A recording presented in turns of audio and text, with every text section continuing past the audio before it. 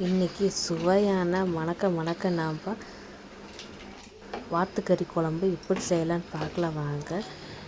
இட்லிக்கு, தோசைக்கு, சாதத்துக்கு எல்லாத்துக்குமே நல்லாயிருக்கும். இது எப்படி செய்யலான்னு இன்றைக்கி பார்க்கலாம். 20 30 சின்ன வெங்காயத்தை ஒழிச்சு வச்சுக்கலாம். பூண்டு 20 பல் பூண்டு, இஞ்சி ஒரு 4 துண்டு இஞ்சி சின்னதாக பொடி பண்ணி வச்சுருக்கேன். அடுப்பில் சட்டி வச்சுக்கலாம். எண்ணெய் ஒரு 4 ஸ்பூன் எண்ணெய் ஊற்றிக்கலாம். சின்ன வெங்காயம் போட்டுக்கலாம். இது கூட பூண்டு போட்டுக்கலாம். கட் பண்ணி வச்சுருக்க இஞ்சி சேர்த்திக்கலாம். பட்டை 2 துண்டு பட்டை, கிராம்பு 4 துண்டு கிராம்பு, இதோடவே சீரகம் 1 ஸ்பூன் சீரகம், மிளகு ஒரு 5-6 மிளகு சேர்த்திக்கலாம்.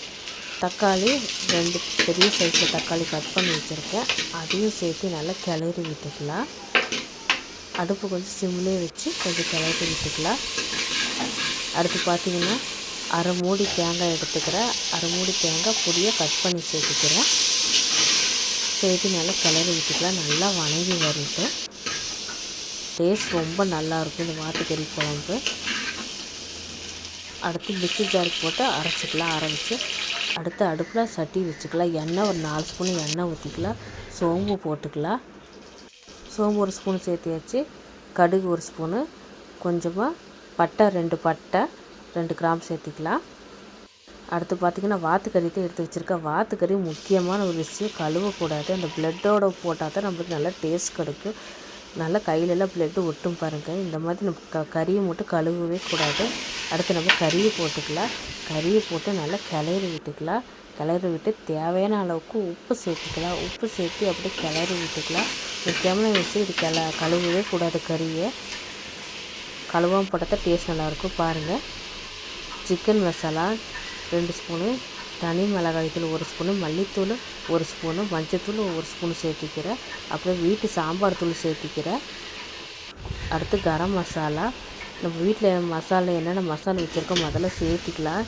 இந்த கறிக்கு பார்த்திங்கன்னா நம்ம எல்லா மசாலும் கலந்து போடுறதுனால டேஸ்ட் நல்லாயிருக்கும். என்னடா எல்லா மசாலும் கலந்து போடுறாங்கன்னு நினைக்காதுங்க, ஆனால் டேஸ்ட் நல்லாயிருக்கும், ரொம்ப அருமையாக இருக்கும். நான் கறி போட்டு வச்சுருந்த பாத்திரத்துலேயே தண்ணி பிடிச்சி ஊற்றின பாருங்கள், அது ப்ளட்டாக இருக்கும் பாருங்கள். ஆனால் டேஸ்ட் ரொம்ப அருமையாக இருக்கும்.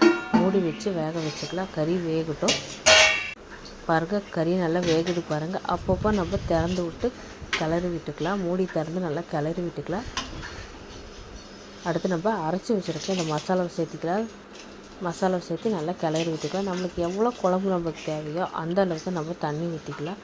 தண்ணி சேர்த்து நல்லா கிளறி விட்டுக்கலாம். இப்போ உங்களுக்கு காரம் உப்பு வேணால் நீங்கள் செக் பண்ணிக்கலாம், பார்த்து போட்டுக்கலாம். காரம் பத்தலைன்னா கூட இப்போ போட்டுக்கலாம். அடுத்து நம்ம மூடி வச்சு குழம்பு நல்லா கொதிக்க விட்டுக்கலாம். கறியெல்லாம் கொஞ்சம் நல்லா வேகட்டும். இது கொஞ்சம் வேகிறதுக்கு நேரம் ஆகும்.